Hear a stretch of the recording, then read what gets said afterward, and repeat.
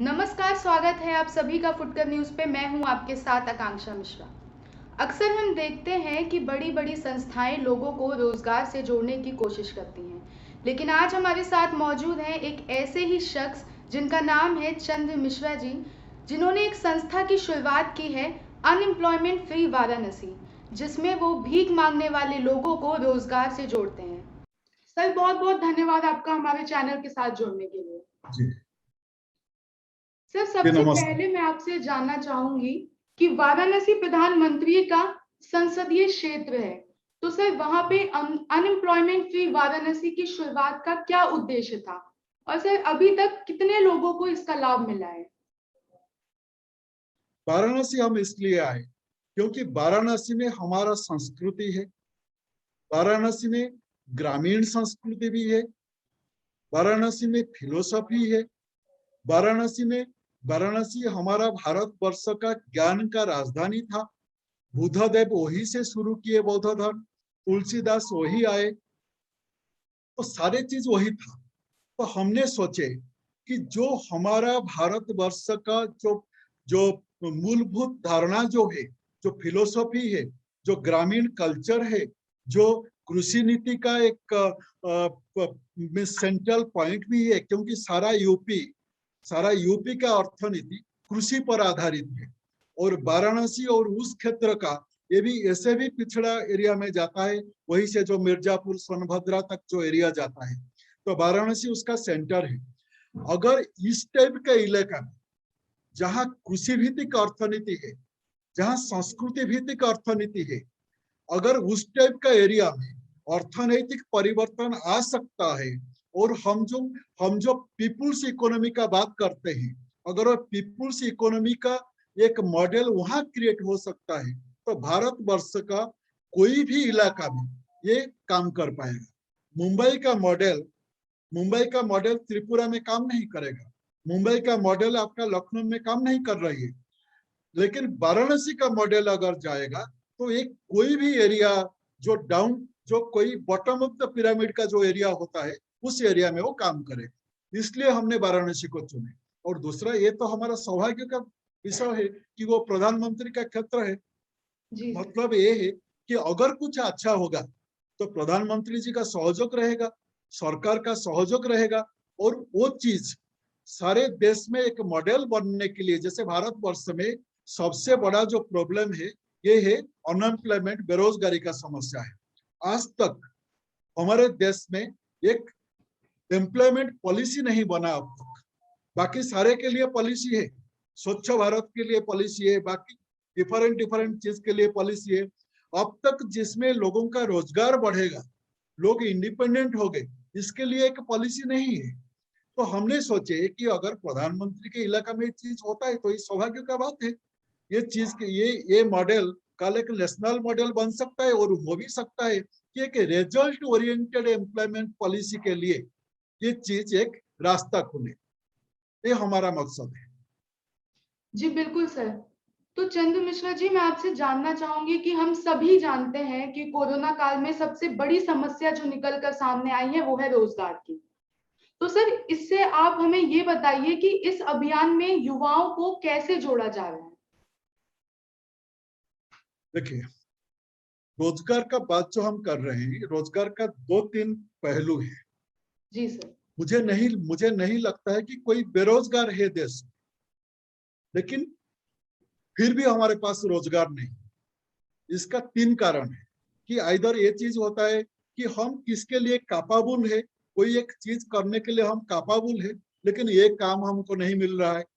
हम बड़े कुछ पढ़ाई किए हैं, बड़े कुछ सर्टिफिकेट रखे हैं, लेकिन हमको काम ऐसे मिलता है कि जिस काम में हमको हमारा कोई means we are not satisfied, हम हमारा जो टैलेंट को यूज नहीं कर पा रहे। ये भी एक बेरोजगारी है, जिसको आप शैडो अनएम्प्लॉयमेंट बोल सकते हैं। और एक बेरोजगारी है कि हम नौकरी तो कर रहे हैं, हमको तो कुछ पैसा मिल रहा है, ना उसमें सिक्योरिटी है, ना उसमें सस्टेनेबिलिटी है, ना जो पैसा मिल रहा है वो हमारा जो घर के लिए, हमारा अपने के लिए वो एनफ होता है, वो भी नहीं हो पा रहा है। और एक थर्ड अनएम्प्लॉयमेंट है कि जो हम काम करना नहीं चाहते। जी सर। ये भी एक अनएम्प्लॉयमेंट है। हम काम करना भी नहीं चाहते, उसको हम बोलते हैं कि वर्क कल्चर। हमारे देश में एक वर्क कल्चर क्रिएट करने का भी एक सबसे बड़ा इंपॉर्टेंट चीज जो है कि स्किल इंडिया करने से पहले हमको पहले वर्क कल्चर बिल्डअप करना चाहिए था। हम वर्क कल्चर बिल्डअप कर नहीं पाए तो स्किल इंडिया का जो रिजल्ट आना चाहिए था वो आ नहीं पाया। वो चीज है जो कोरोना का बात आप कर रहे हैं, कोरोना का बात होता है कि माइग्रेंट लेबर का बात। गांव से लोग चले जाते हैं बाहर, गांव से लोग काम ढूंढने के लिए बाहर बाहर चले जाते हैं। मनरेगा में जो 100 दिन का काम मिलता है उसका भी कोई गारंटी नहीं है, और वो एनफ नहीं है कि हमारे एस्पिरेशन को और हमारा नीड्स को फुलफिल करने के लिए। इसलिए लोग बाहर जाते हैं।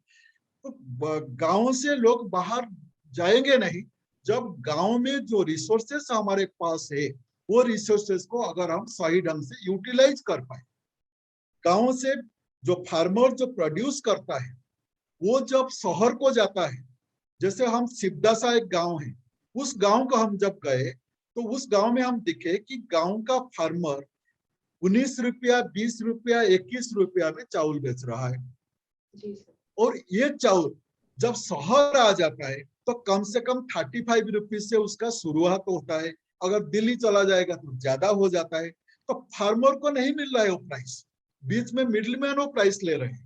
इसलिए हमने क्या किए, उस गांव में 10 फैमिली के साथ हम एक एग्रीमेंट साइन किए कि उनका जो फार्मर, उनका जो राइस जो प्रोड्यूस हो रहा है उसको हम 35 रुपीज में खरीदेंगे और उसको हम मार्केटिंग करेंगे। ये जो प्रोसेस शुरू हो रहा है, ये सारे चीज, सारा प्रोडक्शन एक्टिविटीज हमारा गांव में है, शहर ओनली मार्केट है। जी बिल्कुल सर, तो मैं जी आपसे पूछना चाहूंगी कि जैसा कि आपका दावा है कि आप 3 साल में इंडिया को बेगिंग फ्री कंट्री बनाना चाहते हैं, तो सर ये बिल्कुल। कैसे पॉसिबल होगा? क्योंकि जो बेगर्स हैं हमारे देश के वो काम तो करना चाहते नहीं हैं, तो आप किस तरीके से उन लोगों को काम करवा पाएंगे? देखिए, मैं ये चीज में सहमत नहीं हूं कि बेगर्स काम करना नहीं चाहते। बेगर हार्ड वर्किंग है। बेगर जब आपसे पैसा लेना चाहता है, एक कॉइन लेना चाहता है, तो किस किस ढंग से आपका सिंपैथी वो जनरेट करके पैसा लेता है? तो मार्केटिंग भी उसको आता है। बेगर्स को मार्केटिंग आता है, बेगर्स मेहनत करता है, बैठता है वहां। क्या नहीं है बेगर्स के पास? बेगर्स के पास दो चीज नहीं है। पहला चीज है कॉन्फिडेंस नहीं। हम जी उनको एक कॉन्फिडेंस नहीं दे पा रहे कि अगर वो सही से काम करेगा तो उसको उसका उनका फैमिली चलाने के लिए जो पैसा है वो पैसा उनको मिलेगा। वो नहीं, वो अगर बैंक को जाएगा, बैंक तो उसको पैसा नहीं देगा, उसके पास कुछ जायदाद नहीं है, वो कुछ सिक्योरिटी दे नहीं पाएगा, बैंक उसको पैसा नहीं देगा, वो काम शुरू करेगा कैसे? जी बिल्कुल। सेकंड चीज है एक कॉन्फिडेंस, सेकंड चीज है अपॉर्चुनिटी। ये दोनों हम उनको नहीं दे रहे। जो मैंने आपको बोला कि हम एक वर्क कल्चर क्रिएट नहीं कर रहे हैं, स्किल इंडिया कर दिए, वर्क कल्चर नहीं बनाए। अगर यूथ आज बैठ के आप देखेंगे कि सिटी में जब आप देख रहे हैं या कॉलेज के पास आप देखेंगे एजुकेटेड यूथ खटी में बैठ के जी वो वो काम नहीं करते हैं। इधर वो सिगरेट वहां ये करेंगे, चाय पियेंगे, किसके किसके बारे में बातचीत करेंगे, ये सारे वो करते हैं। बेगर्स नहीं बैठता है कहीं। बेगर्स अगर कहीं बैठता है तो आपसे एक कॉइन लेने के लिए बैठ रहा है। तो बेगर्स अपना काम कर रहा है, हम उनको एक डिग्निफाइड सिस्टमेटिक अल्टरनेटिव वर्क नहीं दे पा रहे हैं। एक आप साल में जो बिल्कुल सही कह रहे हैं, लेकिन सर उसी के साथ अगर देखें तो इतने पढ़े लिखे लोग जो हैं वो अनएम्प्लॉयड हैं और इधर उधर काम की तलाश में घूम रहे हैं, लेकिन आपका फोकस सिर्फ बेगर्स पर ही क्यों है? नहीं, हमारे फोकस बेगर्स पर नहीं है। हमारा फोकस है रिजल्ट ओरिएंटेड एम्प्लॉयमेंट पॉलिसी पर। लेकिन हम जो बोलते हैं कि if beggars can be entrepreneurs, nobody can be unemployed. अगर भिखारी जिसको हम मानते हैं कि वो काम करेंगे नहीं, काम कर नहीं पाएंगे, इनके माध्यम से कुछ नहीं होगा, अगर ये लोग काम करते हैं और ये लोग एंटरप्रेन्योर बनते हैं, बिजनेसमैन बनते हैं, तो एजुकेटेड यूथ के लिए ये एक थापड़ होगा और ये एक आइकन भी बनेगा, ये एक इंस्पायरिंग स्टोरी भी बनेगा। अगर भिखारी बन सकते हैं एंटरप्रेन्योर तो मैं क्यों बन नहीं पाऊंगा? ये जो वर्क कल्चर का जो प्रॉब्लम है इंडिया में, ये वर्क जी सर। कल्चर का सॉल्यूशन यहाँ से आ जाए। जी बिल्कुल सर। सर आपके कॉर्पोरेशन की जो टैगलाइन है, डोंट डोनेट इन्वेस्ट, सर ये आपके कॉर्पोरेशन से किस तरीके से जुड़ी हुई है? हम बोल रहे हैं कि अगर ये जो पैसा हम डोनेट कर रहे हैं, आउट ऑफ सिंपैथी हम दे रहे हैं, या एक हम जो चैरिटी का हम जो ये हम क्रिएट किए, इंडिया का सबसे बड़ा सेलेबल जो चीज है ये है हमारे पॉवर्टी। हमारे गरीबी को बेच के कितने एनजीओ कितना पैसा बाहर से ला रहे हैं, हमारे गरीबी को बेच के पॉलिटिक्स में चल रहा है आज तक। तो अगर हम उसी को चैरिटी से टर्न करके अगर हम इन्वेस्टमेंट में कर देते हैं तो एक रेस्पॉन्सिबिलिटी आता है कि मुझे इतना पैसा दिया गया, ये पैसा मुझे रिटर्न करना है। तो चैरिटी में रेस्पॉन्सिबिलिटी नहीं आता है, लेकिन इन्वेस्टमेंट में रेस्पॉन्सिबिलिटी आता है। तो वही पैसा को जब हम इन्वेस्ट करते हैं तो क्या होता है कि हम इसके लिए काम करते हैं, मेहनत करते हैं, उसको रिपे करते हैं। कल वो पैसा आप रिटर्न ले सकते हैं, रिटर्न नहीं लेंगे तो दूसरे कोई सोशल कॉज में उसको इन्वेस्ट किया जा सकता है। तो उसका एक मीनिंगफुल रिजल्ट आएगा। जब तक हम डोनेट करते हैं, चैरिटी में देते हैं, मुफ्त में देते हैं, ना कोई रेस्पॉन्सिबिलिटी है ना कोई रिजल्ट है। हमको रिजल्ट चाहिए, इसलिए हम एक रिजल्ट ओरिएंटेड एम्प्लॉयमेंट पॉलिसी का बात कर रहे हैं। हम बोल रहे हैं कि बेगस corporation is a prologue to the result oriented employment policy. जी बिल्कुल। अगर बेगस काम करके सेल्फ सफिशिएंट हो सकते हैं तो कोई भी एजुकेटेड यूथ कभी उसको भीख मांगना नहीं पड़ेगा, उसको रास्ते में बैठना नहीं पड़ेगा, वो बेरोजगार कभी नहीं होगा। जी सर बहुत बहुत धन्यवाद आपका हमारे चैनल के साथ बात करने के लिए। धन्यवाद। तो ये थे हमारे साथ चंद मिश्रा जी, जिन्होंने बताया कि कैसे वो भीख मांगने वाले लोगों को रोजगार से जोड़ रहे हैं और उनके लिए एम्प्लॉयमेंट जनरेट कर रहे हैं। तो ऐसे ही अन्य इंटरव्यू के लिए देखते रहिए फुटकर न्यूज़। लाइक शेयर सब्सक्राइब करें हमारा चैनल और बेल आइकन दबाना ना भूलें। धन्यवाद।